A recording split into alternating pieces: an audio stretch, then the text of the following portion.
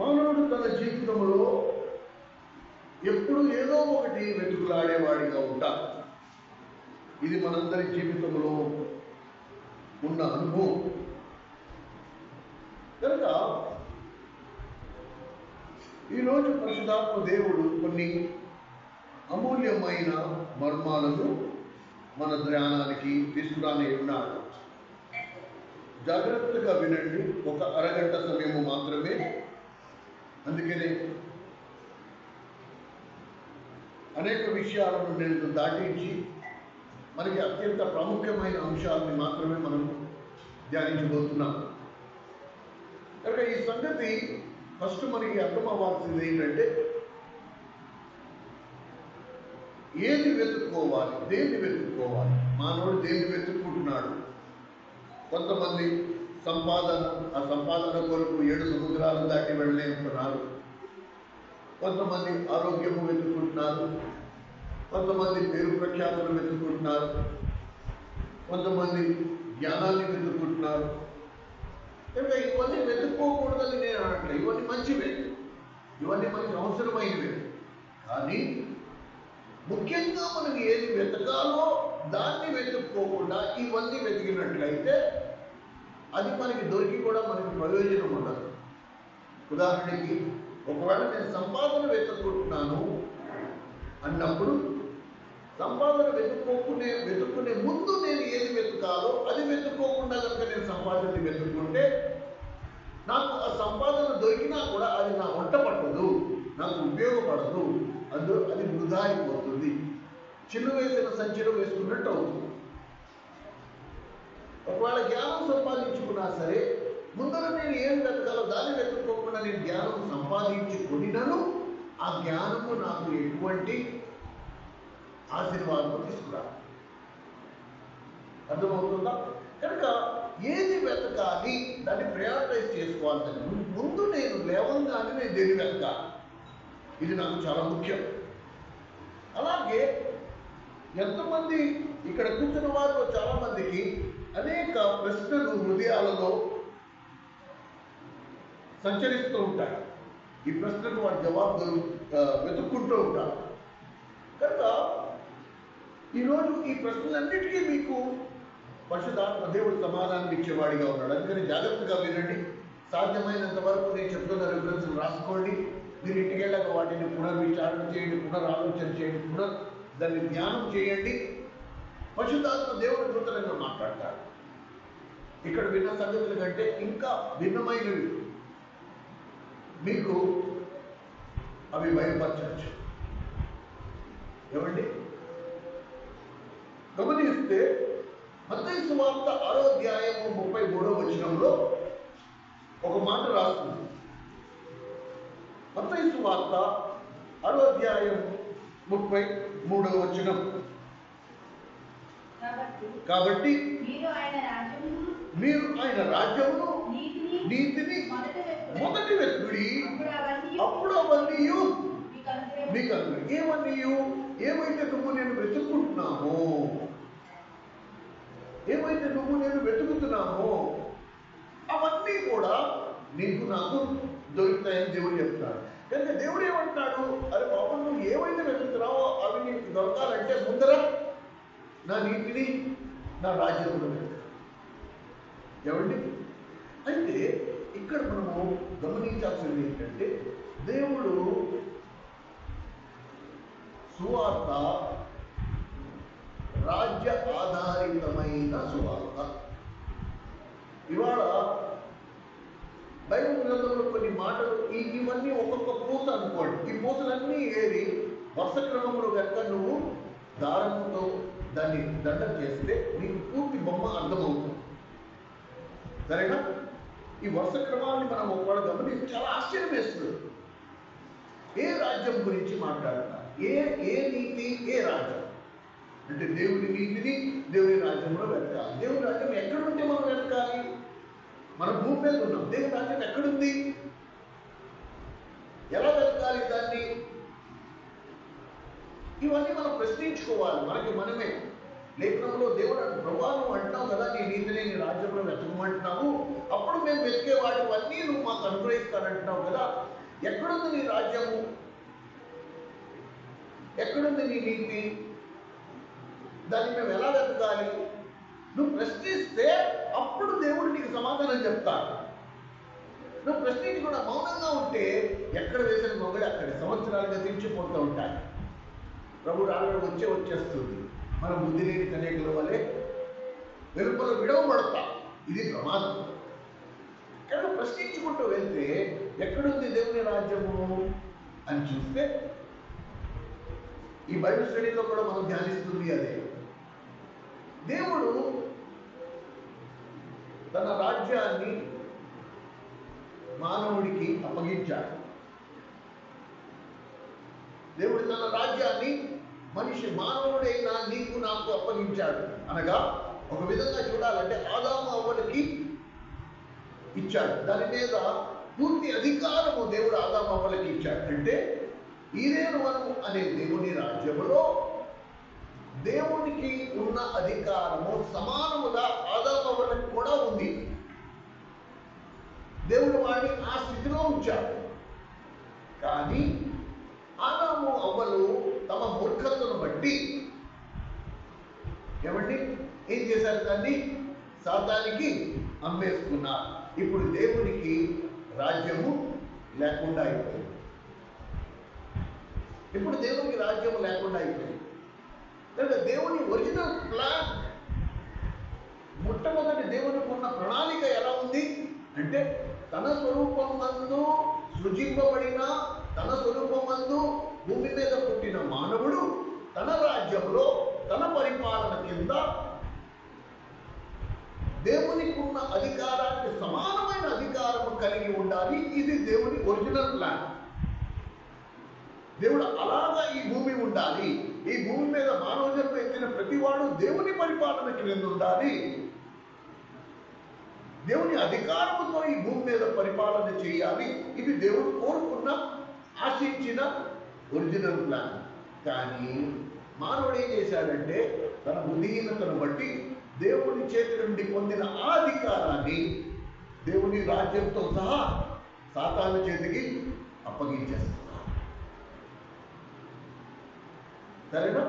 ఇప్పుడు దేవుడికి రాజ్యము లేకుండా అయిపోయింది, పరిపాలన లేకుండా అయిపోయింది, రాజ్య నివాసులు లేకుండా అయిపోయారు. రాజ్యము అంటే ఒక ప్రాంతం ఉండాలి, ఆ ప్రాంతంలో ప్రజలు ఉండాలి, అందులో రాజు ఉండాలి. ఇప్పుడు రాజు లేడు, ప్రజలు లేరు, ప్రాంతము లేదు. ఎందుకంటే రాజు ప్రజలకు ఇచ్చిన అధికారాన్ని ప్రజలు ఏం చేస్తారు? ఆదాము అవ్వలు ఏం చేశారంటే సాతానుకు అమ్మేసుకున్నాడు. కానీ ఇప్పుడు అధికారం ఎవరి చేతిలో ఉంది? సాతాను చేతిలో ఉంది. రాజ్యం ఎవరి చేతిలో ఉంది? సాతాను చేతిలో ఉంది. ఆ రాజ్యంలో నువ్వు నేను ఇప్పుడున్నాం. కనుక మనం జీవిస్తుంది ఎవరి రాజ్యంలో జీవిస్తున్నాం? మనము సాతాను రాజ్యంలో జీవిస్తున్నాం. ఇలాంటి రాజ్యంలో జీవిస్తున్న మనము అనేక పర్యాయములు దేవుని దగ్గరికి వచ్చి కూడా మన ప్రశ్న ఏంటి? నాకే ఎందుకు ఇలా జరిగింది? దేవుడు అన్నవాడు ఒక నిజంగా ఉంటే నాకెందుకు ఇలా జరుగుతుంది? ఈ రోగం నాకే ఎందుకు వచ్చింది? నా ఉద్యోగం ఎందుకు పోవాలి? నాకే ఎందుకు యాక్సిడెంట్ అవ్వాలి? నాకే ఎందుకు దెబ్బలు తగలాలి? ఈ రోగాలన్నీ నాకే ఎందుకు రావాలి? ఈ ప్రశ్నలన్నిటికీ సమాధానము ఏంటి? మనం ఎక్కడున్నాం? సాతాను రాజ్యంలో ఉన్నాం. ఇక్కడ అధికారం ఎవరిది? సాతానుది. దేవుని రాజ్యంలో మనం ఉంటుంటే ఇలా ఉండేది కాదు. మనం ఆరోగ్యంగా ఉండేవాళ్ళం, ఆనందంగా ఉండేవాళ్ళం, ఏ రోగాలు లేకుండా ఉండేవాళ్ళం. దేవుని రాజ్యమే వేరు. ఎందుకంటే దేవుని చేతిలో ఉన్న అధికారం దేవుడు నీకు నాకు ఇచ్చాడు. ఒకవేళ నిజంగా మనం దేవుని రాజ్యంలో ఉంటుంటే ఆ అధికారం మన చేతిలో ఉండేది. కానీ అలా లేకపోవటం వలన ఇప్పుడు ఏమైపోయింది? అన్ని బాధలకు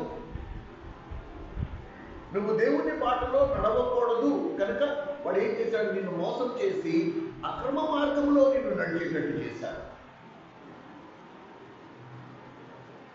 కనుక పాప స్వభావము లేని మనకు పాప స్వభావాన్ని అలవాటు చేసేశాడు.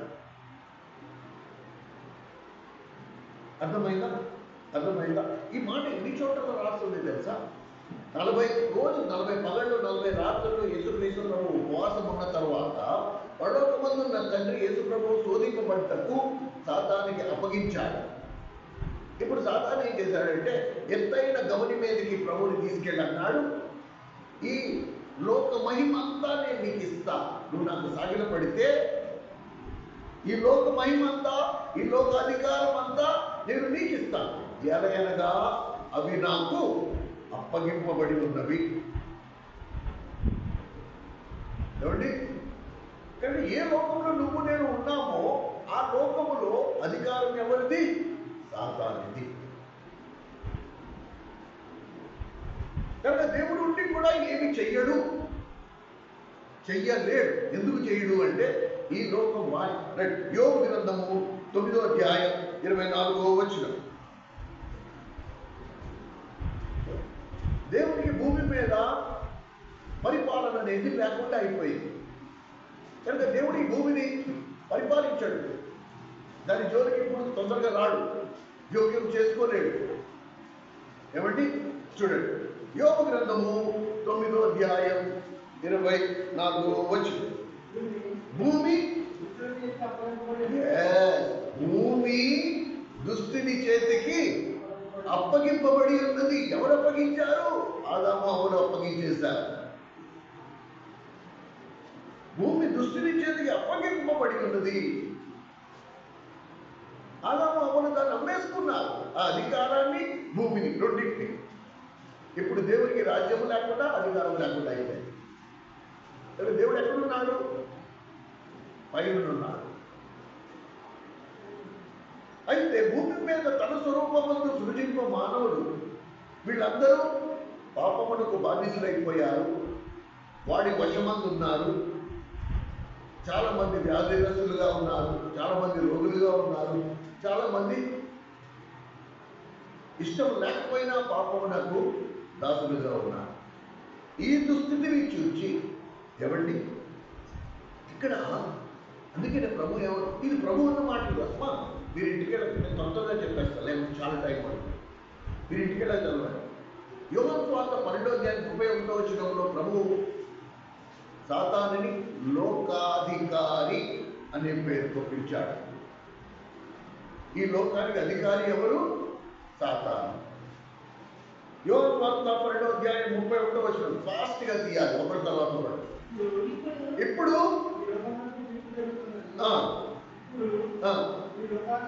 ఇప్పుడు ఈ లోకాధికారి, ఇప్పుడు లోకానికి అధికారి వాడు. ఏమండి?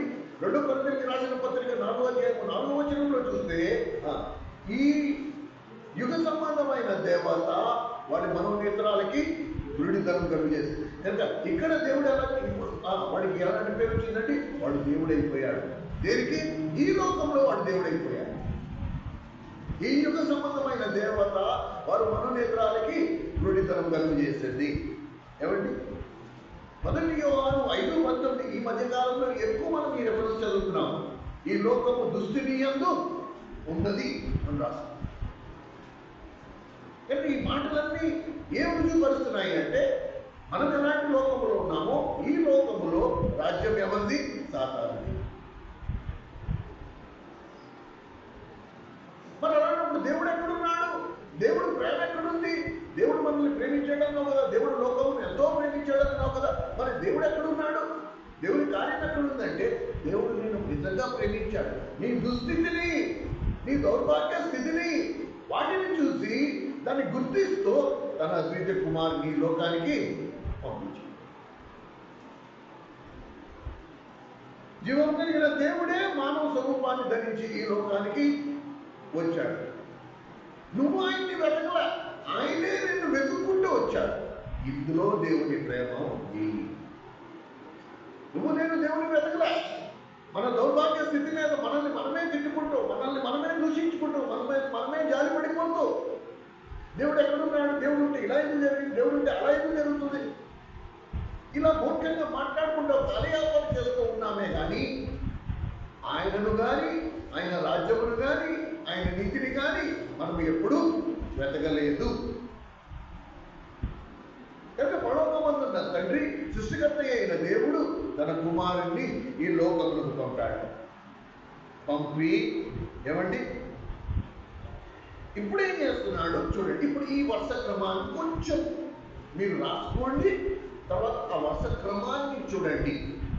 ఇది ఎందుకు దేవుడు 6వ అధ్యాయం మత్తయి సువార్త 6:33లో మొదట నా నీతిని నా రాజ్యమును వెతుకుడి అన్నాడో ఈ వర్ష క్రమాన్ని బట్టి మీకు మనకందరికీ స్పష్టంగా అర్థమవుతుంది. ఇప్పుడు మనం సరైన బాటలో ఉన్నామా లేదు.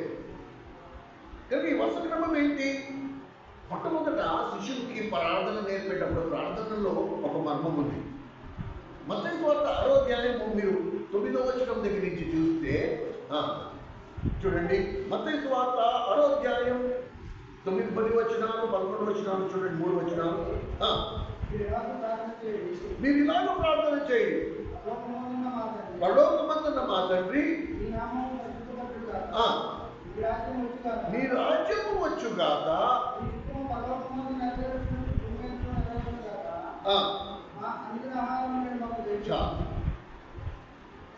ప్రార్థనలో మొదటి అంశం ఏంటి? నీ రాజ్యము వచ్చుగాక, పరలోకమందు నీ చిత్తము నెరవేరినట్టు భూమి మీదను నీ చిత్తము, అంటే పరలోకమందున్న నీ రాజ్యాన్ని నువ్వు భూమి మీదకి తీసుకురా. కనుక మనం ప్రార్థన చేస్తున్నప్పుడు ఈ గ్రహింపుతో మనం ప్రార్థన చేస్తే మన ప్రార్థనకి ఒక పరమార్థం ఉంటుంది. మనమేం ప్రార్థన చేస్తాం? ప్రభువా నాకు ఈ రోగం ఉంది తగ్గించు, ప్రభువా నాకు ఈ అప్పు ఉంది తగ్గించు, ప్రభువా నాకు ఈ బాధ ఉంది దాన్ని కుదుర్చు. కానీ మనమేం ప్రార్థన చేయాలి? ప్రభువా నీ రాజ్యము వచ్చుగాక, పరలోకమందు నీ చిత్తము నెరవేరినట్టు నా జీవితంలో నీ చిత్తము నెరవేరుగాక. అప్పుడు మనం ఏ జాబితాలో వస్తాం? దేవుని నీతిని, దేవుని రాజ్యమును వెతికే జాబితాలోకి మనం వచ్చినప్పుడు అప్పుడు నువ్వు ఇంకా అడగవలసినవి అడగకుండానే దేవుడికి ఇస్తాడు. ఇవి మనం చేయకుండా, ఇవి మనం ఆశించి మనం నా భారం ఏమై ఉండాలి? దేవుని రాజ్యం రావాలా, దేవుని పరిపాలన ఉండాలి. మన జీవితాలలో దేవుని చిత్తం నెరవేరాలా, సాతాను చిత్తము నెరవేరకూడదు. కానీ మన జీవితాలలో సాతాను చిత్తం ఎక్కువగా నెరవేరుతుంది, దేవుని చిత్తం నెరవేరట్లేదు. అర్థమవుతుందా? ఇది వర్ష క్రమంలో మొట్టమొదటి మాట. రెండో మాట చూడండి. మత్తయి సువార్త 13వ అధ్యాయం 19, అన్ని మత్తయి సువార్తలోనే ఉన్నాయి. మత్తయి సువార్త 13వ అధ్యాయం 19వ వచనం.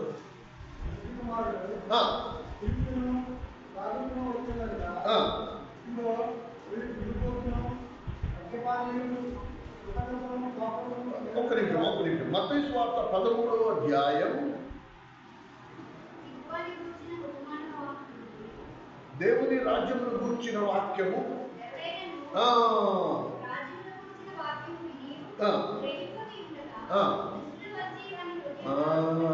చూసారా? కనుక వర్ష క్రమంలో మొదటి ప్రార్థనలో దేవుని గురించి ఉంది. రెండోది ఆ వాక్యము దేవుని రాజ్యము గూర్చిన వాక్యం, రాజ్యమును గూర్చిన వాక్యం చదివి మొదట ప్రార్థన, రెండోది ఆ వాక్యం రాజ్యమును గూర్చిన వాక్యమును చదివి దాన్ని గ్రహించని ఎడల దుష్టుడు ఆ వాక్యమును ఎత్తుకుపోడు. ఏంటంటే చదవండి. వినియు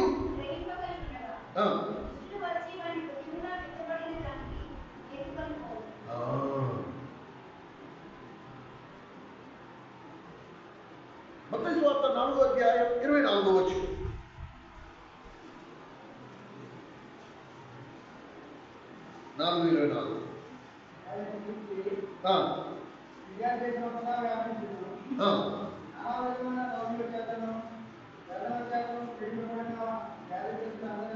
రాజ్యమును గూర్చిన సువార్త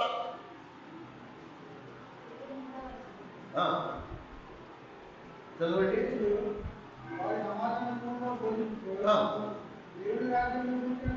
దేవుని రాజ్యమును గూర్చిన సువార్త ప్రకటించుచు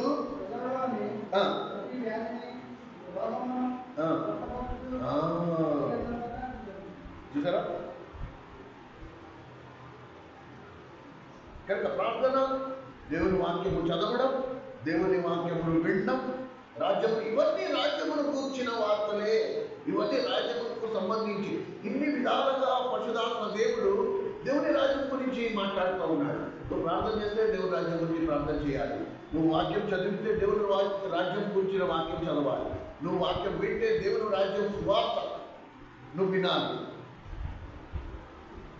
లూకాసు వార్తలో ఒక శిష్యుడు ఆయన దగ్గరికి వచ్చి నిత్యజీవం పొందాలంటే నేనేం చేయాలి అని అడిగితే అన్నాడు. ఈ లూకాసు వార్త 9వ అధ్యాయం 59వ వచనం. లూకాసు వార్త 9వ అధ్యాయం 59వ వచనం. ఇవి నేను ఎందుకు ఇన్ని రిఫరెన్సెస్ చెప్పాల్సి వస్తుందంటే పూర్తి పిక్చర్, అసలు పూర్తి బొమ్మ, దేవుడు ఏం మాట్లాడాలనుకుంటున్నాడు, దేవుడి నీతిని, దేవుడి రాజ్యం వెతకడం అంటే ఏంటి, ఈ సంగతులు తెలియడానికి మాత్రమే. 9వ అధ్యాయం 59వ వచనం. ఆయన నా వెంట రమ్మని చెప్పాను.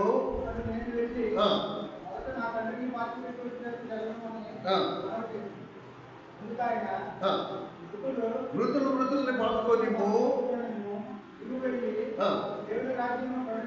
అది దేవుని రాజ్యంలో ప్రకటించడం. కనుక ఈ వరుస క్రమం నిర్ణయించండి. ఫస్ట్ ప్రార్థన అయితే దేవుని రాజ్యం గురించి ప్రార్థన చేయమంటున్నాడు. రెండోది దేవుని రాజ్యం గురించి చదువుకోమంటున్నాడు. మూడోది దేవుని రాజ్యం గురించి వినమంటున్నాడు. నాలుగోది దేవుని రాజ్యం గురించి ప్రకటించమంటున్నాడు. కనుక ఇంత ప్రాముఖ్యం ఏంటి? ఇందులో ప్రాముఖ్యమైనది ఏది?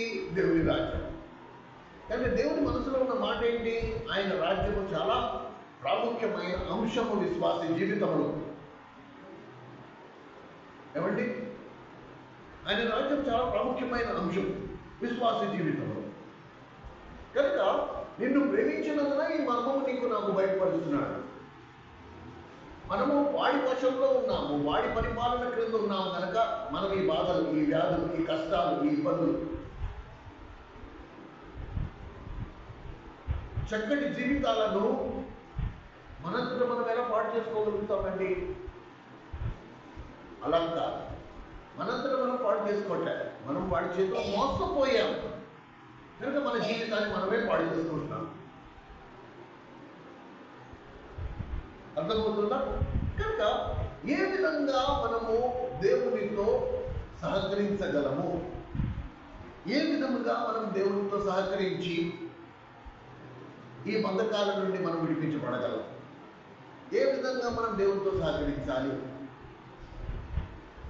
మొట్టమొదటి మాట మనం అర్థం చేసుకోవాలంటే మన ఎదుర్కొన్న 2 రాజ్యాలు ఉన్నాయి, 2 పరిపాలనలు ఉన్నాయి. There are 2 kingdoms. మన కళ్ళ ఎదుర్కొన్న 2 రాజ్యాలు ఉన్నాయి, 2 రకాల పరిపాలనలు ఉన్నాయి. మొట్టమొదటి మనం చూస్తే దేవుని రాజ్యము దేవుడు మానవునికి ఇస్తే మానవుడు దాన్ని సాతానికి అమ్మి వేసుకున్నాడు. కనుక ఈ రాజ్య పరిస్థితి ఎలాగైపోయింది ఇప్పుడు? ఇప్పుడు ఇంకా క్లియర్గా అర్థమవుతుంది. మత్తయి సువార్త 12వ అధ్యాయం. మత్తయి సువార్త ఇది మొదటిది. దేవుని రాజ్యము మానవుడికి ఇవ్వగా మానవుడు దాన్ని సాతానికి అమ్మేసుకునగా ఇప్పుడు దీని పరిస్థితి ఎలాగైపోయిందో చూడండి. మత్తయి సువార్త 12వ అధ్యాయం 26వ వచనం. సాతానును వెళ్ళగొట్టిన ఎడల తనకు తానే విరోధముగా వేర్పడును. అట్లయితే వాని రాజ్యము ఎలాగ నిలిచును? అర్థమైందా? ఈ రాజ్యం, సాతాను రాజ్యం ఎలాగైపోయిందో చూసారా? ఈ రాజ్యం, సాతాను రాజ్యం ఎలాగైపోయిందో చూసారా? సాతానును వెళ్ళగొట్టిన ఎడల తనకు తానే విరోధముగా వేర్పడును. అట్లయితే వాని రాజ్యం ఎలా నిలిచును? అంటే సాతాను రాజ్యం ఇంకా నిలిచింది. ఇప్పుడు సాతాను ఈ రాజ్యానికి అధిపతి. అందుకనే ప్రభు అన్నాడు, వాడి ఈ లోకానికి అధికారి, ఈ లోకాధికారి, ఈ యుగ సంబంధమైన దేవత, దుష్టుడు, ఇది వాడి వశంలో ఉంది. కనుక ఇప్పుడు మానవుడైన మనము, మానవ జన్మెత్తిన మనము, ఆ అద్వితీయ కుమారుడు అనగా యేసుక్రీస్తు ప్రభు నీకు నాకు, నిన్ను నన్ను వెతుక్కుంటూ మనకు వచ్చి ఈ సత్యాలు బయలుపరిచిన తర్వాత ఇప్పుడు నువ్వు నేను నిర్ణయించుకోవాల్సింది ఏంటంటే మనం ఎవరి పరిపాలన కింద ఉండాలి. నేను మొన్న సువార్తలో పడి చెప్పాను, తటస్థించిన స్థానం లేదు, మధ్య స్థానం ఏమీ లేదు. నువ్వు ఒకవేళ దేవుని పరిపాలన కింద లేవు అంటే సాతాను పరిపాలన కింద ఉన్నట్టే. అబ్బాయి లేదంటే నేను ఇటు లేను అటు లేను మధ్యలో ఉన్నానంటే మధ్య స్థానం ఏమీ లేదు. ఏమండి? అంతేకాదు ప్రకటన గ్రంథం 16వ అధ్యాయం 10వ వచనం, వాడి రాజ్యము అంధకార సంబంధమైన రాజ్యం అని రాసు. వాడి రాజ్యము అంధకార సంబంధమైన రాజ్యం. కనుక మనము ఈ అంధకార సంబంధమైన రాజ్యములో అయోమయములో పడిపోయి వారి రాజ్యము మనం ఎలా ఉన్నామండి? బానిసలుగా ఉన్నాం. We are slaves to this world. అందుకని ఈ లోకము నుండి విడిపించుకోలేకపోతున్నాం, ఈ లోక మాయల నుండి విడిపించుకోలేకపోతున్నాం, ఈ లోక ఆశల నుండి విడిపించుకోలేకపోతున్నాం, ఈ లోక అందచందాల నుండి మనం విడిపించుకోలేకపోతున్నాం. ఎన్నిసార్లు నువ్వు నేను విడిపించుకోవడానికి ప్రయత్నించినా వాడు ఏదో ఒక మాయ చేసి ఏదో ఒక ఆకర్షణంగా నిన్ను చూపించి మళ్ళా దానికి బాధ్యతగా చేస్తున్నాడే కానీ దాని నుండి నిన్ను విడిపించుకోనివ్వట్లేదు. అలాంటి సాతాను రాజ్యములోకి ఇప్పుడు ప్రభు తానే ప్రవేశించి ఇప్పుడు సాతాను రాజ్యములో తన రాజ్యాన్ని స్థాపించడానికి మళ్ళా మొదటి నుంచి కార్యాన్ని మొదలుపెట్టాడు. ఇప్పుడు రాజ్యం ఉంది అంటే ఏముండాలి? స్థానం ఉండాలి, ఒక ప్రాంతం ఉండాలి. ఆ ప్రాంతంలో దేవుని ప్రజలు అనగా పౌరులు ఉండాలి. రాజ్యములో దేవుడు పరిపాలించాలి. ఈ మూడు ఎప్పుడు గుర్తుంచుకోండి, కనుక దేవుని రాజ్యములో ఒక పౌరుడిగా ఉండాలంటే దానికి కనీస అర్హతలు ఉండాలి. ఇప్పుడు కనీస అర్హత ఏంటి? యేసుక్రీస్తు ప్రభు తన్ను తాను 100% పరలోకమందున్న తండ్రికి అప్పగించుకొనినందున ఆ దేవుని రాజ్య మొట్టమొదటి పౌరుడిగా యేసు ప్రభు పేరు లెక్కించబడింది. ఎప్పుడైతే ప్రభువు ఈ భూమి మీదకి వచ్చాడో ఆ దేవుని రాజ్యము తనతో పాటు భూమి మీదకి తీసుకొచ్చాడు. ఇప్పుడు ఆ రాజ్యంలో అనేకులు నివాసులుగా చేర్చుకోవడానికి నిన్ను నన్ను తన సువార్త ద్వారా ఆహ్వానిస్తూ వచ్చాడు. ఇప్పుడు అర్థమవుతుందా? మనం ఎక్కడున్నాం, ఎక్కడి నుంచి ఎక్కడికి వచ్చాం? మనం సాధారణ రాజ్యంలో ఉన్నాం కాబట్టి మనకి బాధలు, ఈ కష్టాలు, ఈ వ్యాధులు, నెమ్మది లేని జీవితాలు.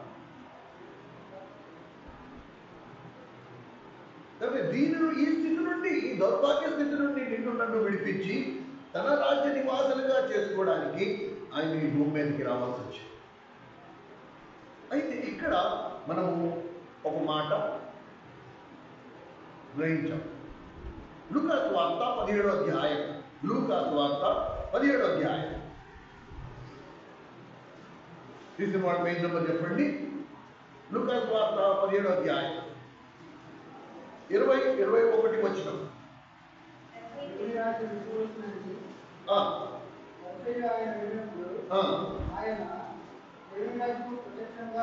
దేవుని రాజ్యము ప్రత్యక్షంగా రాదు.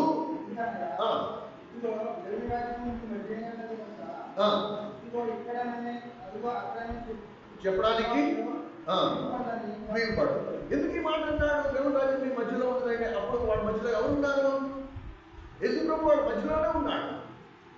కనుక పరోక్షంగా ప్రభు ఏమన్నాడు? ఇదిగో దేవుని రాజ్యాన్ని నాతో కూడా నేను తీసుకొచ్చాను, ఆ రాజ్యంలో నేను మొదటి పౌరుడను. కనుక దేవుని రాజ్యం ఇక్కడి నుంచి వస్తున్నాను కానీ అక్కడి నుంచి వస్తున్నాను కానీ చెప్పడానికి వీలు పడదు. దేవుని రాజ్యం నీ మధ్యలో ఉన్నది అంటే నేను నీ మధ్యలోనే ఉన్నా. అర్థమైందా? ఇప్పుడు ఆ రాజ్యములోకి నువ్వు నేను ప్రవేశించాలి. చాలా మంది గ్రహింపు ఎలా ఉంది? నేను ఈ లోకంలో నేను చెడిపోతే అప్పుడు నేను దేవుని రాజ్యంలో ఉంటాను. కానీ ప్రభు అలా అనట్లే. ప్రభు ఏమంటాడు? ఇక దేవుని రాజ్యం మీ మధ్యలోనే ఉంది, నేను మీ మధ్యలోనే ఉన్నా, ఇప్పటికీ నేను మీ మధ్యలోనే ఉన్నా. ఇప్పుడు మీరు ఆ రాజ్యంలోకి ప్రవేశిస్తారో ప్రవేశించారో అది మీరు నిర్ణయించుకోవాలి. ఎందుకు నిర్ణయించుకోవాలన్నాడు తెలుసా? ఈ మాట చెప్పినప్పుడు అప్పుడు కూడా దేవుని రాజ్యం మన మధ్యలోనే ఉంది. కానీ చాలా మందికి ఆయన పరిపాలించడం ఇష్టం లేదు అన్నారు. చదువుదామా మాట? 2 పేజీలు తిరగండి. 19వ అధ్యాయం, లూకా సువార్త 19వ అధ్యాయం. చూడండి, జాగ్రత్తగా చూడండి, గమనించండి. లూకా సువార్త 19వ అధ్యాయం 11వ వచనం. వారు ఈ మాటలు వినుచుండగా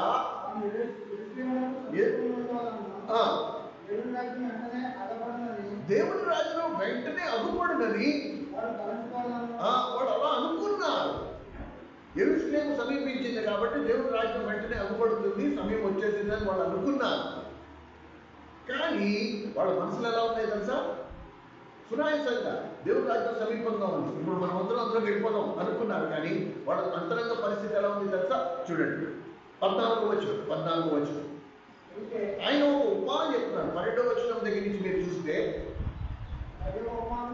ఇదిగో వాళ్ళ హృదయ ఆలోచన గ్రహించి ప్రభు గ్రహించాడు. వాళ్ళ మన మనసులో ఏం ఆలోచిస్తున్నారో గ్రహించి వాళ్ళకి ఒక ఉపమానం చెప్పాడు. రాజ్యకుమారుడు ఒక రాజ్యమును సంపాదించుకున్నటకు మణారవని అని దూరదేశం ప్రయాణమైపోయాను. దాసులు 10 మందిని పిలిచి 10 మందికి చెరో 1 మీనా చొప్పున 10 మీనాలు ఇచ్చాడు. నేను వచ్చే వరకు వ్యాపారం చేయడని వారితో చెప్పాడు. ఏం వ్యాపారం చేయమని చెప్పాడు? ఇప్పుడు ఎలా గ్రహిద్దాము? ఈ 10 మీనాలు ఏంటి? ఈ 10 మీనాలు ఏంటి? వాళ్ళు చేయవలసిన వ్యాపారం ఏంటి? ఇప్పుడు ఈ మర్మం మనకి తెలియాలంటే 14వ వచనం చూడండి. ఇప్పుడు ఏమైందో 14వ వచనం దగ్గరికి రండి. అయితే పట్టణస్థులు అతనిని ద్వేషించి, అదిగో ఇద్దరు మమ్మల్ని ఏరుట మాకు ఇష్టం లేదు కనుక మీరు చేస్తున్న వ్యాపారం ఏంటి? ఏం వ్యాపారం చేయమన్నాడు? వాళ్ళకి ఇవ్వబడిన 1 మీనా ఏంటి? దేవుని రాజ్యము సమీపించుచున్నది, అందరూ అంతటా మార్పు పొంది. ఇది ఇవ్వబడిన మీనా. వీళ్ళు ఈ 10 మంది 10 రాష్ట్రాలకు వెళ్ళి 10 స్థలాలకు వెళ్ళి, ఇదిగో దేవుని రాజ్యం సమీపంగా ఉంది, అందరూ అంతటా మార్పు పొందండి అంటే అని ప్రకటిస్తూ ఉంటే వాళ్ళు ఏమంటున్నారు? ఇతడు మమ్మల్ని ఏరుట మాకు రాజ్యం గురించి ప్రకటిస్తున్నారు. ఇదే రాజ్యము, మేమున్న రాజ్యంలో మేము హ్యాపీగా ఉన్నాం, మాకు ఆయన రాజ్యము వద్దు, ఆయన పరిపాలన వద్దు, ఆయన ఏరుట మాకు. ఇప్పుడు అర్థమైందా? ఇదే సన్నివేశాన్ని ఇప్పుడు ప్రజెంట్ కండిషన్ ఇప్పుడు తీసుకొద్దాం. ఇప్పుడు కూడా అదే షరతులు, అదే దేవుని రాజ్యం సమీపంగా ఉంది, అందరూ అంతటా మార్పు పొందండి. ఇప్పుడు మనమేమంటున్నాము?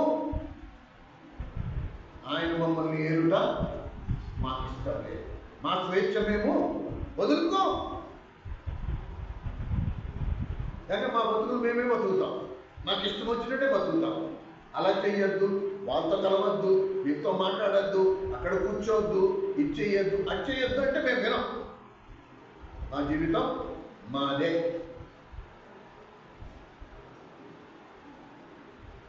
కనుక మనుషులకు ఏం దొరకట్లేదు. ఇప్పుడు దేవుని రాజ్యము అనే మాటకు నిర్వచనం ఏంటి? దేవుని రాజ్యానికి నిర్వచనం ఏంటి? రోమీయులకు రాసిన పత్రిక 14వ అధ్యాయం 17వ వచనంలో ఏమన్నాడు? దేవుని రాజ్యము భోజన పానం కాదు కానీ నీతియు సమాధానము పరిశుద్ధాత్మని ఆనందమునై ఉన్నది.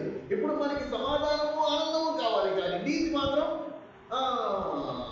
దేవుని నీతిని అనుసరించి మేము నడవాలంటే మాకు కష్టం. ఇప్పుడు ప్రభు ఏమంటాడు? నువ్వు నా నీతిని వెతకినంత వరకు, నా నీతిని అనుసరించినంత వరకు నీకు సమాధానము ఆనందము రాదు. అందుకని మనం ఎలాంటి లోకంలో ఉన్నాం? ఈ లోకంలో నువ్వు ఎంత తిన్నా నీకు సంతోషం ఉండదు, నువ్వు ఎంత సంపాదించుకున్నా నీకు తృప్తి ఉండదు, నువ్వు ఎన్ని మందులు వేసుకున్నా నీ రోగాలు తగ్గవు. అర్థమవుతుంది? మనం ఎక్కడున్నాము? ఈ 2 రాజ్యాలు. మొదటిది సాతాను రాజ్యం. దేవుడు మానవుడికి ఇస్తే మానవుడు తన బుద్ధిహీనతను బట్టి సాతాను చేతికి ఇచ్చేశాడు. వెంటనే నువ్వు నేనేమంటావు, మేమే తప్పు చేశాము, ఆదాము వాళ్ళు తప్పు చేసిన దానికి మేమెందుకు అనుభవించాలి? కరెక్ట్, మీరు అనుభవించదు. అందుకనే యేసుక్రీస్తు ప్రభు విడిపించడానికి వచ్చాడు. తన రాజ్య నివాసులుగా నిన్ను నన్ను చేసుకోవడానికి వచ్చాడు. నిన్ను నన్ను ఆహ్వానిస్తున్నాడు. ఇప్పుడు ఆ రాజ్యంలోకి రా. రాజ్యంలోకి రమ్మంటే ఎవడున్నాడు రాజ్యంలో? రాజు ఉంటాడు. రాజు ఉన్నాడంటే రాజు పరిపాలన ఉంటుంది. ఇప్పుడు ఆ పరిపాలన కింద నువ్వు ఉండడానికి ఇష్టపడుతున్నావా లేదా? ఈ మాట ఒక్కసారి కాదు, మళ్ళీ చూడండి 27వ వచనం చూడండి, అదే అధ్యాయం 27వ వచనం చూడండి. మరియు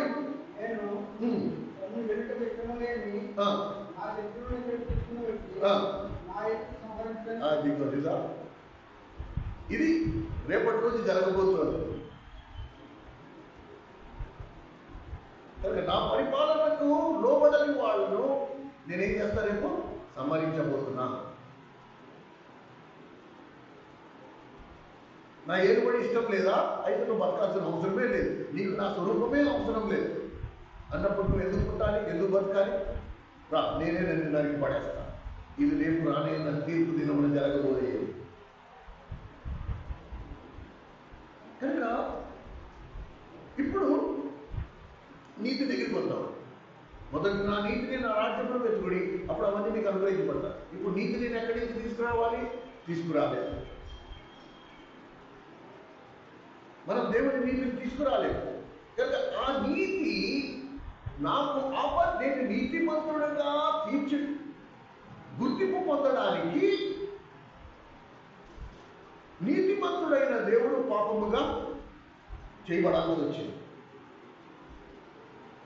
కనుక నాకున్న నీతి అది నాది కాదు, నాకు దేవుని మూలముగా ఆపాదించబడింది.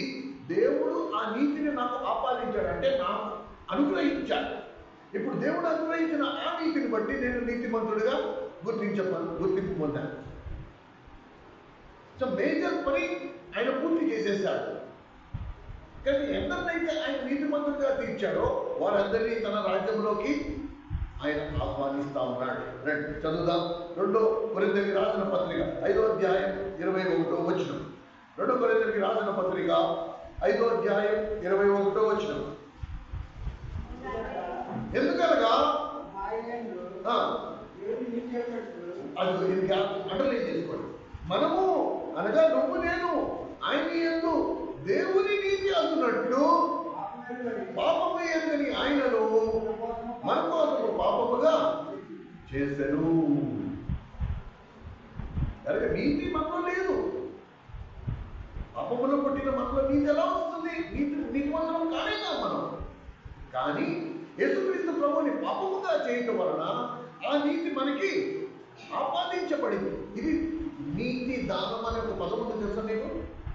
నీతి మనకి దానముగా ఇవ్వబడింది. రోమీయులకు రాసిన పత్రిక 5వ అధ్యాయం 17వ వచనం. ఆ నీతిని దేవుడు నీకు నాకు దానం ఇచ్చాడు.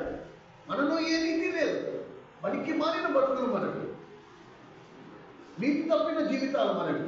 అలాంటి మన జీవితాలలో నీతి లేని పనికి మారిన జీవితాలు మనం జీవిస్తుండగా ఆ జీవం కలిగిన దేవుడు ఏం చేశాడు?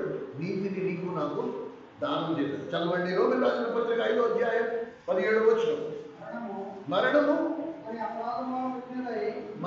ఒకని అపరాధముల వలన వచ్చినదై ఆయన ఒకటి ద్వారానే ఏలిన ఎడల కృపా బాహుల్యమును నీతి దానమును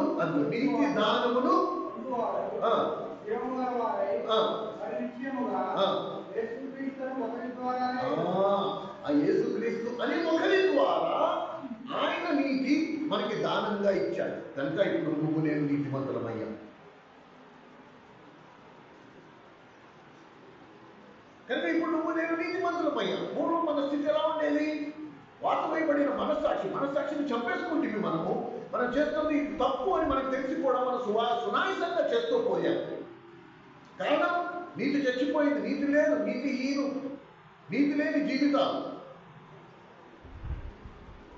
కానీ ఎప్పుడైతే జీవం కలిగిన దేవుడు జోక్యం చేసుకుని ఆ రోత నుండి నిన్ను నన్ను 2 చేతులతో పైకి తీసుకొచ్చాడో, తన స్వరక్తంలో నిన్ను నన్ను కడిగాడో, ఇప్పుడు తన నీతిని మనకి ఆపాదించాడు, మనకి దానం ఇచ్చాడో, ఇప్పుడు మనం ఎలా ఉన్నాము? ఇది పాపము, ఇది తగదు, ఇది నేను చేయను. ఈ మార్పు ఎలా వచ్చింది? పరిశుద్ధాత్ముడు జోక్యం చేసుకోకపోతే ఈ మార్పు నీలోకి ఎలా వచ్చింది? అయ్యో ప్రభువా, నేను పాపిని నాయన, నా బుద్ధిహీనతను జాలి పడ్డాడు, నీ మీద కనికరపడ్డాడు. ఎందుకు కనికరపడ్డాడు? నువ్వు ఉద్దేశపూర్వకంగా అది చేయలే, నువ్వు మోసపోతేవి, సాతాను రాజ్యంలో ఉన్నావు కనుక సాతాను నిన్ను మోసం చేసి నీ చేత ఈ పాపము చేయించాడు. నీ మీద నాకు జాలి ఉంది. కోపము లేదు, ద్వేషము లేదు, అసహ్యము లేదు. కనుక ఇదిగో నీతి కోల్పోయావు కదా, ఇది నా నీతిని నేను నీకు దానం చేస్తాను. నువ్వు నీతిమంతుడవు. నీతిమంతుడు అనే మాటకి అర్థం ఏంటి తెలుసా? నువ్వు పుట్టుక నుంచి నేటి వరకు అసలు ఎన్నడూ పాపమే చేయలే, వాడిని నీతిమంతులు అంటారు. జస్టిఫికేషన్. ప్రభు తన నీతిని నాకు ఆపాదించినందున నేను రేపు తండ్రి ఎదుర్కొన్న నిలబడినప్పుడు తండ్రి నన్ను ఎలా గుర్తిస్తాడు తెలుసా? వీడు పుట్టుక నుంచి ఇంతవరకు అసలు పాపమే చేయలే. ఎందుకు అలాగా? ఎందుకంటే కుమారుని నీతి నాకు దానముగా ఇవ్వబడింది. ఆయన నీతి వస్త్రముతో నన్ను కప్పాడు కనుక నాలో నీతి లేకపోయినను ఆ ఒకరి వలన ఆ నీతి నాకు ఆపాదించబడింది. అర్థమైనా? కనుక ఎక్కడి నుంచి ఎక్కడికి వచ్చాము? ఈ రెండు రాజ్యాలు గుర్తుంచుకోండి. దేవుడు తన రాజ్యాన్ని మానవుడికి ఇస్తే మానవుడు ఆ రాజ్యాన్ని అపవాదికి అమ్మేసుకున్నాడు. ఈ లోకము వాడి అధికారంలో ఉంది. ఈ యుగ సంబంధమైన దేవత వాడి లోకము అంధకార సంబంధమైనది, పాపానికి సంబంధమైనది. ఇందులో అంతా పాపమే. అలాంటి లోకములో దేవుడు తన రాజ్యాన్ని పునర్స్థాపన చేశాడు. రేపటి దినము ప్రకటన గ్రంథంలో రాయబడినట్లు అన్ని రాజ్యములు క్రీస్తు రాజ్యములుగా మారిపోనున్నాయి. ఆ రాజ్యంలో ఏం చేశాడంటే దేవుడు రక్షింపబడిన వారిని ఆ రాజ్యంలోకి చేర్చుకుంటూ అనుదినము రక్షింపబడుచున్న వారిని ఎవరితో చేర్చను? వారితో చేర్చాడు. ఎవరు వారు? దేవుని సంఘం. దేవుని సంఘం. కనుక దేవుని రాజ్యం ఇప్పుడు దేవుడు ఎవరితో పోలుస్తున్నాడు? సంఘముతో పోలుస్తున్నాడు. కనుక ఏ సంఘంలో దేవుని నీతిని అనుసరించి దేవుని పరిపాలన కింద ఉండడానికి ఇష్టపడుతున్న కొన్ని ఆత్మలు సమకూర్చబడ్డాయో అది దేవుని రాజ్యమైంది. ఆ సంఘంలో దేవుని పరిపాలన ఉంది. ఆ సంఘంలో దేవుడు జనులందరినీ తనకి శిష్యుడిగా చేసుకున్నాడు. శిష్యుడిగా చేసుకుని ఏమన్నాడు? నేను నీకు ఏ ఏ సంగతులు ఆజ్ఞాపించుతున్నా వాటన్నిటినీ కొన్నిటిని కాదు అన్నిటినీ గైకొనవలనని మీరు వారికి బోధించండి. కనుక సంఘంలో 100 మంది ఉండొచ్చు, కానీ 100 మంది 100% అన్ని ఆజ్ఞలు గైకొన్న వారు కాదు. అట్టి వారు బుద్ధి లేని కన్యకల కింద జాబితాలో లెక్కించబడతారు. కనుక ప్రభు ఎంత క్రైమైనా నేను చెల్లిస్తాను, ఈ ఆజ్ఞలన్నీ నేను గైకొని ఉండాలి. నా దేహంలోంచి ప్రాణము పోయే లోపల నేను ఈ ఆజ్ఞలన్నీ గైకొని అనుభవంలోకి వచ్చి ఉండాలి. అప్పుడు నేను బుద్ధిగల కన్యకల జాబితాలో వస్తాను. ఇది చాలా ముఖ్యం. కనుక ఇప్పుడు రెండో దేవుని రాజ్యం, రెండో రాజ్యం ఏది అంటే, ఏ రాజ్యము మానవుడి ద్వారా అపవాది అమ్మబడిపోయిందో ఇప్పుడు ఆ రాజ్యాన్ని, దేవుని రాజ్యాన్ని ఇప్పుడు యేసుక్రీస్తు ప్రభు తన స్వరక్తం ఇచ్చి ఆ రాజ్యాన్ని విడిపించి ఆ రాజ్యంలో తాను మొదటి పౌరుడిగా ఉంటూ తన రక్తంలో కడగబడిన వారందరినీ ఆ రాజ్యంలో చేరుస్తూ ఆ రాజ్యాన్ని తీసుకొచ్చి ఎక్కడ పెట్టాడు? దేవుని సంఘములో పెట్టాడు.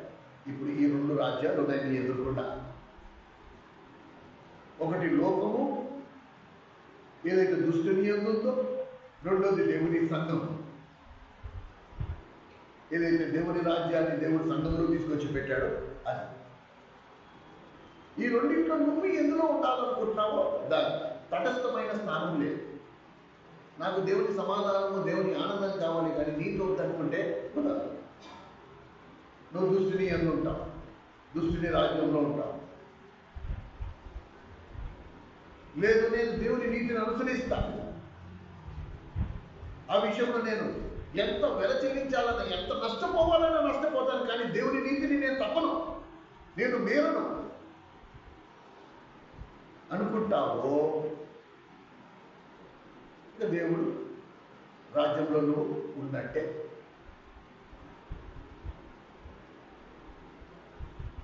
అందుకనే దేవుడు మనల్ని ఒక్కొక్కసారి శిక్షిస్తూ ఉంటాడు.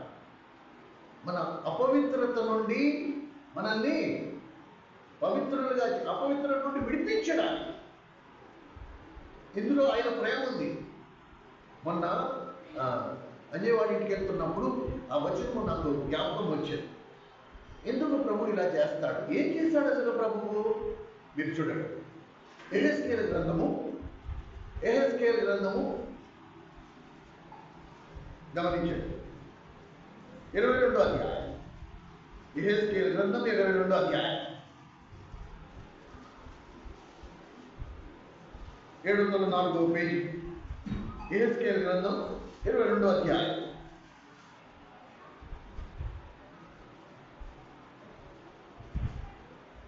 16వ వచనం. అచ్చట అన్యజనుల ఎదుటనే నీ అంతట నీవే భ్రష్టుడవై నేను యెహోవానని నీవు తెలుసుకున్నావు అంటే ఈ మాట ఎందుకు అన్నాడు? మీరు 12వ వచనం నుంచి చూడండి. నన్ను మర్చిపోయి నరహత్యకై లంచం పుచ్చుకున్న వారు నీలో ఉన్నారు. అప్పిచ్చి వడ్డీ పుచ్చుకుని నీ పొరుగువాన్ని బాధించుచు నీవు బలవంతంగా వారిని దోచుకుంటున్నావు. ఇదే యెహోవా నీవు పుచ్చుకునిన అన్యాయ లాభమును నీవు చేసిన నరహత్యలను నేను చూచి నా చేతులు చచ్చుకోవడం అంటే, నా చేతులు చచ్చుకోవడం అంటే జాగ్రత్త. 14వ వచనం. నేను నీకు అసలు నీకుందా? నేను కనుక నిన్ను ఒకవేళ ఇప్పుడే నువ్వు చేసిన పాపానికి నేను శిక్షిస్తే ఓర్చుకునే ధైర్యం నీకుందా? కనుక నేను ప్రేమ కలిగిన వాడను. ఇక్కడ చూడండి, శిక్ష నీకు ధైర్యం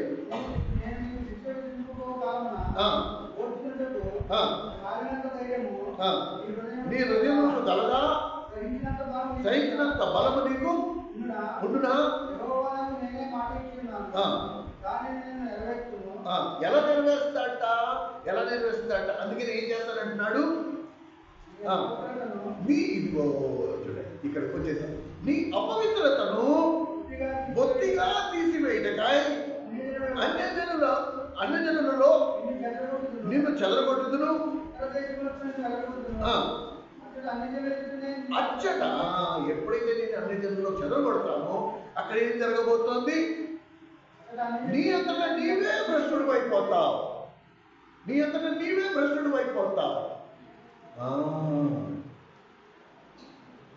అప్పుడు అన్యజనులందరూ చూసి నిన్ను హేళన చేస్తా. అప్పుడు నేను నీకు జ్ఞాపకం వస్తా. ఇందులో దేవుని ప్రేమ ఉంది. ఒక్కొక్కసారి మన పాపమును దేవుడు వెలుగులోకి తీసుకొచ్చి 10 మంది ఎదుట మనల్ని బట్టబయలు చేయడానికి వెనుక దేవుని ప్రేమ ఉంది. అలా చేయకపోయి ఉంటే నువ్వు నేను ఆ పాపములో కొనసాగుతూ అందులోనే నాశనం అయిపోదు.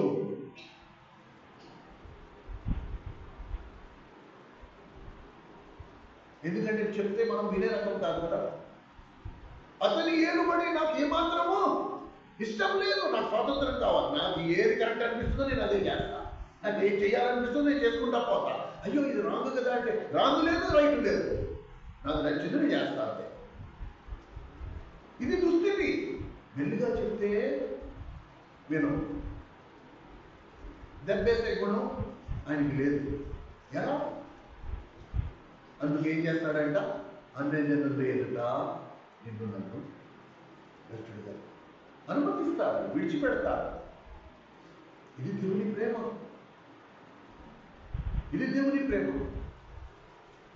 అర్థమవుతుందా? కనుక మనం ఈ విషయము స్పష్టంగా దీన్ని గ్రహించాలా. ఎక్కడి నుండి విడిపించాడు? ఎక్కడి నుండి ఇప్పుడు పూర్తి బొమ్మ లాస్ట్కి వచ్చేసాం. ఇప్పుడు అసలైన బొమ్మ. సాతాను పరిపాలన అనే ఒక రాజ్యం ఉంది. ఆ రాజ్యంలో నువ్వు నేను మొన్నటి వరకు కొట్టుమిట్లాడుతూ ఉంటివి. ఇప్పుడు దేవుడు నీ దుస్థితిని గుర్తించి తన రాజ్యముతో పాటు మొదటి పౌరుడిగా ఆయనే భూమి మీదకి వచ్చి ఇప్పుడు రక్షింపబడుతున్న వారిని ఆ రాజ్యంలో చేర్చుకుంటూ ఎవరి నుండి నిన్ను నన్ను విడిపించాడో తెలుసా? రైట్, చదువుతాం. మత్తయి సువార్త 12వ అధ్యాయం. మత్తయి సువార్త 12వ అధ్యాయం చూడండి. ఎవరు నిన్ను విడిపించి, ఇందాక మనం చదివిన వాక్య భాగమే 28వ వచనం నుండి చూద్దాం. 28. దేవుని ఆత్మ వలన నేను దెయ్యములను వెళ్ళగొట్టొచ్చున్న ఎడల నిశ్చయముగా దేవుని రాజ్యం మీ మధ్యకు వచ్చి ఉన్నది. ఒకటి మొదట అది బలవంతుని. ఎవరి బలవంతుడు? ఒకడు మొదట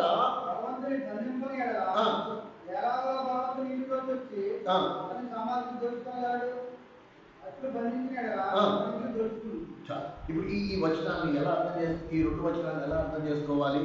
ఇక చూడండి.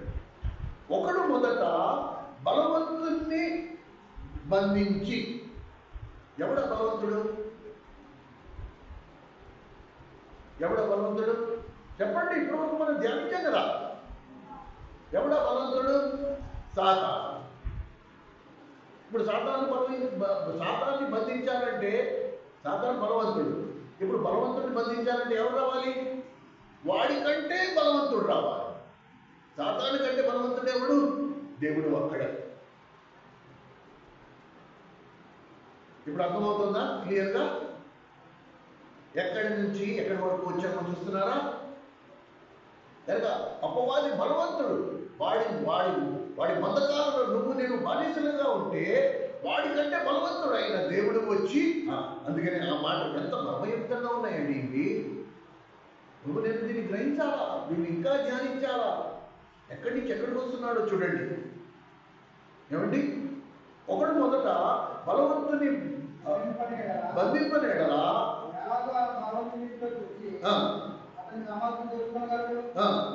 ఏంట సామాగ్రి? నువ్వు నేను మనం ఆ బలవంతుని సొత్తు, ఆ బలవంతుని వశంలో ఉన్నాం. ఆ బలవంతుని ఆస్తి మనం ఆ బలవంతుని దగ్గర నుంచి దోచుకోవాలంటే వాడికంటే బలవంతుడు రావాలి. వచ్చి నిన్ను నన్ను వాడి నుండి దోచుకుని, వాడికి తెలియకుండానే వాడి నుండి దోచుకుని మనల్ని విడిపించాలి. అర్థమైందా? 25వ వచనం దగ్గరికి రండి. మత్తయి సువార్త 25. మత్తయి సువార్త 25వ వచనం. 25వ అధ్యాయం. మత్తయి సువార్త 25వ అధ్యాయం 26వ పేజీలో ఉంది. 41వ వచనం. 41. అప్పుడు ఆయన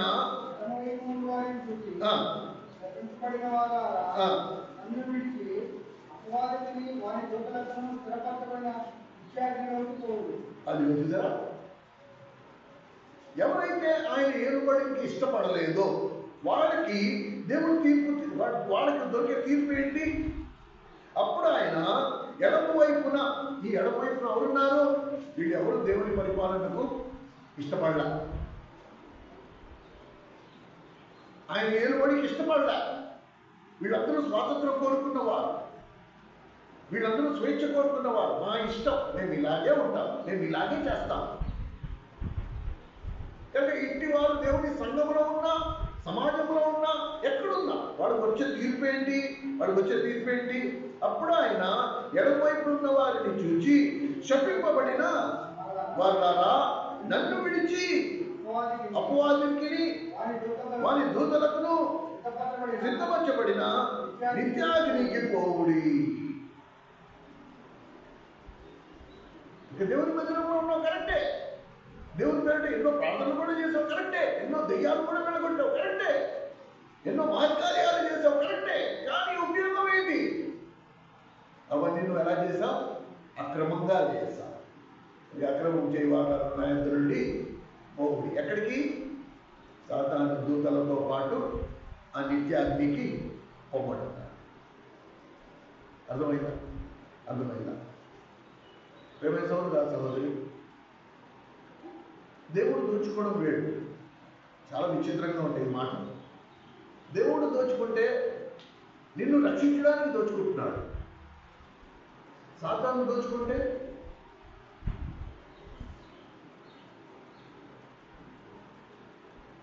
దేవుని దగ్గర నుంచి సాతాను నిన్ను నన్ను దోచుకున్నాడు. ఎందుకు దోచుకున్నాడు తెలుసా? ఈ సత్యాలు తెలిసి కూడా ఒకవేళ నువ్వు దేవుని పరిపాలనకి రావడానికి ఇష్టపడకపోతే నీ కర్మ.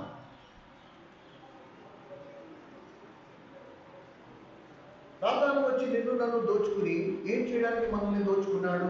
యోహాను సువార్త 10వ అధ్యాయం 10వ వచనం. యోహాను సువార్త 10వ అధ్యాయం 10వ వచనం. 3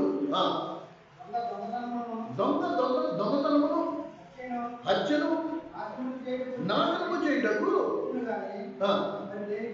అదిగో ఇది సాతాను ప్లాన్. నిన్ను దోచుకోవాలా, నిన్ను హత్య చేయాలా, లేకపోతే నిన్ను పూర్తిగా నాశనం చేయాలా. మూడింత. ఇది సాతాను ప్లాన్.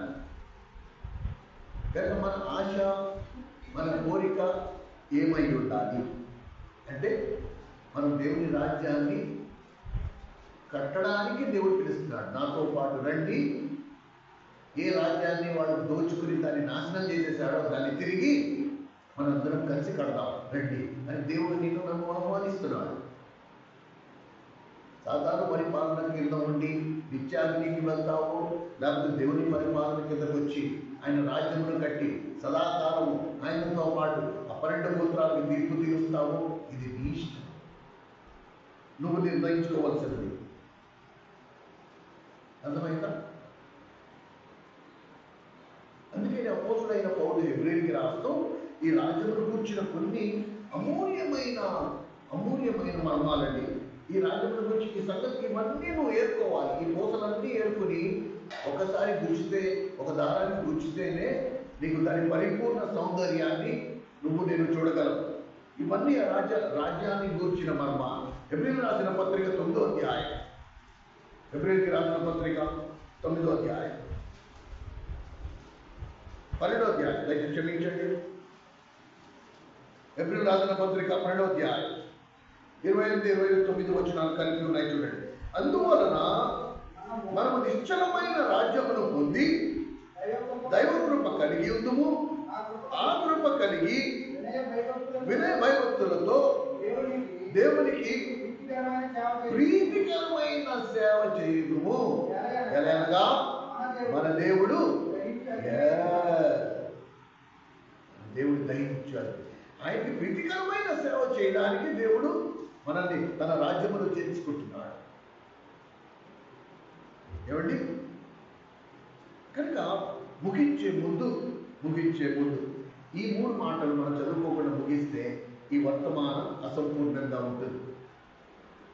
ఎక్కడ నుండి దేవుడు నిన్ను నన్ను వెతుక్కున్నాడో ఆయన వెతుక్కుంటూ వచ్చి మనలో ప్రతి ఒక్కరిని తన స్వరక్తంలో కడిగి పరిశుద్ధపరిచి తన రాజ్య నివాసులుగా చేసి తన నీతిని దానమిచ్చి,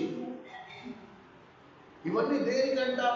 నువ్వేదో ఉద్ధరిస్తావని కాదు, తాను నీకు ఆపాదించాలి అనే ఆశపడిన సమాధానము, సంతోషం. ఏ సంతోషం అయితే ఈ లోకమంతట్లో నీకు ఎక్కడ దొరకలేదో, ఏ సంతోషం కొరకు నువ్వు నేను దివారాత్రులు తహతాలాడుతున్నామో ఆ సంతోషాన్ని, చెప్పన అసత్యము మహిమాయుక్తమైన ఆ సంతోషాన్ని సదాకాలము నువ్వు అనుభవించలాగునా నీకు ఇవ్వడానికి ఆయన ముందుకు వచ్చాడు. ముగించే ముందర లూకా సువార్త 12వ అధ్యాయం. లూకా సువార్త 12వ అధ్యాయం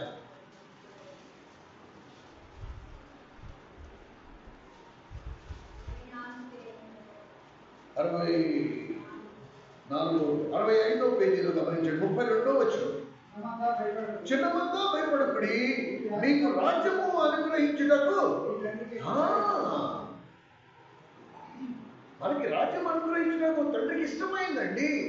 అందుకే వెతుక్కుంటూ ఒక్కొక్కరిని తన స్వరక్తం ఇచ్చి కొనుక్కుని ఆ రాజ్యంలో చేర్చుకోవడమే కాకుండా ఆ రాజ్యంలో తనతో పాటు నువ్వు నేను ఆ 1000 ఏళ్ల పరిపాలన 7 సంవత్సరాల శ్రమల కాలంలో ఆయనతో పాటు ఉండాలి. ఆ 1000 ఏళ్ల పరిపాలన ఆయనతో పాటు ఉండాలి. ఇశ్రాయేలు 12 గోత్రాలకు నువ్వు నేను తీర్పు తెచ్చాను. ఇది కూడా చదవండి 22 లూకాసు వార్త 22వ అధ్యాయం. 22వ అధ్యాయం. ఎందుకు రాజ్యం ఇవ్వాలని కోరుకున్నాడు? 22వ అధ్యాయం లూకాసు వార్త 22వ అధ్యాయం 28, 29 వచనాలు చూడండి. నా సోదరులలో నాతో కూడా నిలిచి ఉన్న వారు మీరే కనుక నా తండ్రి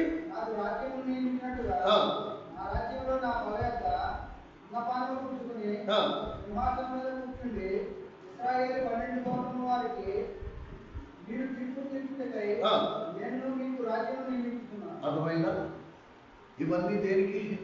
ఇప్పుడు అర్థమవుతుందా? ఇశ్రాయేలు 12 గోత్రాలకు తీర్పు తీర్చుటకు నా తండ్రి నాకు రాజ్యం అనుగ్రహించినట్టు నేను మీకు అనుగ్రహించాలని ఆశపడుతున్నాను. మీరు కూడా నాతో పాటు కూర్చుని ఇశ్రాయేలు 12 గోత్రాలకు తీర్పు తీర్చడానికి ఇంత గొప్ప పరిచర్య ఆయన నీకోసం నా కోసం సిద్ధపరిచి ఆ రాజ్యములో నా పరిమాణం కింద ఉండరా అని ఆయన ఇష్టపడుతూ ఉంటే, ఆయన ఆశపడతా ఉంటే మనం ఎక్కడున్నాం ఈరోజు? నా ఇష్టం. రోజు మొదలైందే ఆ తలవంత మొదలవుతుంది. ఈ రోజు నేను ఏలేస్తా, ఈరోజు నేను చెడుగుడు ఆడేసుకుంటా, ఈరోజు నా ఇష్టం వచ్చినట్టు నేను రెచ్చిపోతా. అర్థమవుతుందా? దేవుని అమూల్యమైన ఆశీర్వాదాలు కోల్పోవడానికి కారణం ఏంటో చూస్తున్నావా? దేవుడు ఏం కోరుకున్నాడు? తన పిల్లలు దీన మనసులై ఆయన కాడి కింద ఉంటూ ఆయన యొక్క నేర్చుకుంటూ ఆయన రాజ్యంలో దేవుని రాజ్యాన్ని ఆయనతో కలిసి కట్టేవారిగా ఉండాలని ప్రభు కోరుకున్నాడు. అందుకనే ఈ ఆజ్ఞ, మొదట నా నీతిని నా రాజ్యములు వెతుకుడి. అర్థమైందా? మీరందరూ రాసుకుని ఉన్నారని నేను బలంగా నమ్ముతున్నాను. కనుక మీరు ఇంటికి వెళ్ళాక ఇంకా దాన్ని విస్తారంగా ధ్యానించండి. ఈరోజు నేను ఎక్కడున్నాను అనేది నిశ్చయపరచుకోండి. ఆలస్యం కాకముందరే, లేకపోతే ఉద్యోగం లేని కన్యకల్లా విడపడే ప్రమాదం మనందరికీ ఉంటుంది. దేవుని పరిపాలన, దేవుని ఆజ్ఞలన్నీ గైకొనే వారి అనుభవంలో మనం ఉన్నామా? ఎవరికి వారు మనం పరీక్షించుకోవాలి. అలాగే చేసి ప్రభు మనలో మనం పాల్పొందే స్థితిలోకి రావాలి. అలవాటుగా ఆచారంగా అందరూ పాల్పొందితే మనకి ఏం ఉపయోగం లేదు.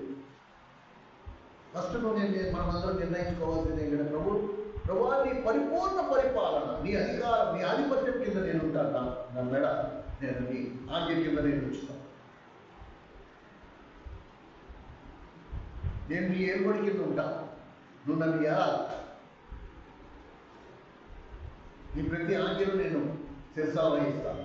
నువ్వు కూర్చోమంటే నేను కూర్చుంటాను, నువ్వు లేవమంటే లేస్తా, నువ్వు పడుకోమంటే పడుకుంటా, నువ్వు ఉపవాసం ఉంటే ఉపవాసం ఉంటా, నువ్వు అక్కడికి వెళ్ళొద్దంటే వెళ్ళదు, నువ్వు నోరు విప్పొద్దంటే విప్పను.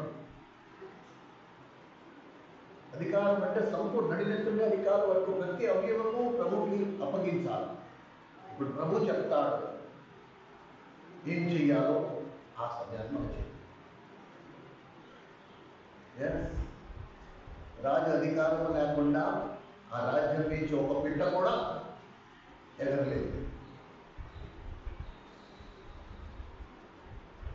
ఆయన చేసిన సృష్టిలో ప్రతిదీ ఆయన ఆజ్ఞ పాటిస్తూ ఉన్నప్పుడు ఆయన స్వరూపమందు సృజింపబడిన నువ్వు నేను ఆయన ఆజ్ఞలను పాటించడం మరి ఎంత ఎక్కువ అవసరం. ప్రార్థన చేసుకుందాం. దయచేసి మోకరించండి.